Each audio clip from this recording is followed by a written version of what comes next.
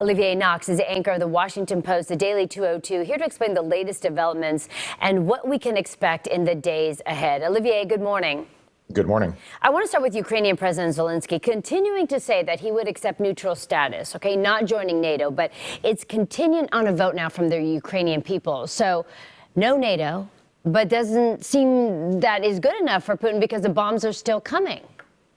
No, but what you're seeing sort of is a gradual easing of the differences between the two sides. There are renewed talks between the Russians and the Ukrainians. They've been sort of mediated by Turkey, a NATO ally that's been pretty close to Russia.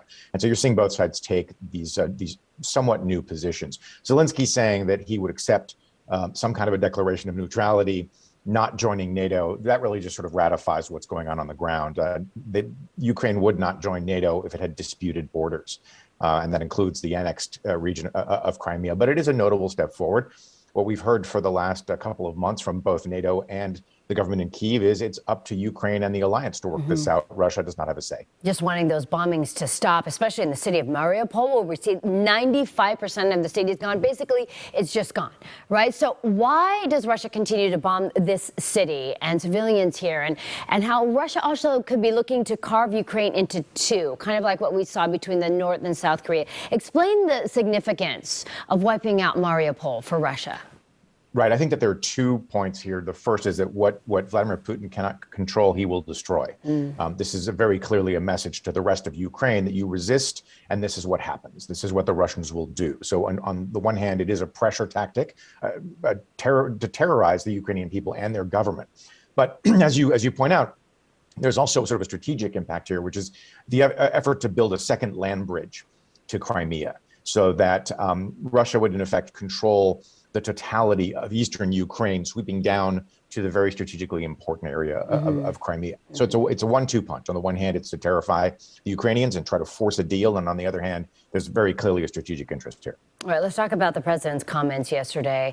And President Biden saying that Russian President Vladimir Putin cannot remain in power.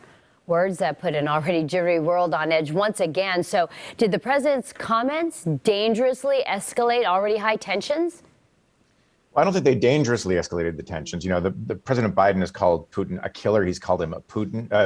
He's called him a killer. He's called him a butcher. He has declared that Vladimir Putin has no soul. At this point, you know, I don't know that it dangerously escalates, but it does raise a couple of questions. Then they've been addressed by the White House and by, as you reported, Secretary of State Antony Blinken. Both of those institutions are saying the United States does not, in fact, have a policy of regime change.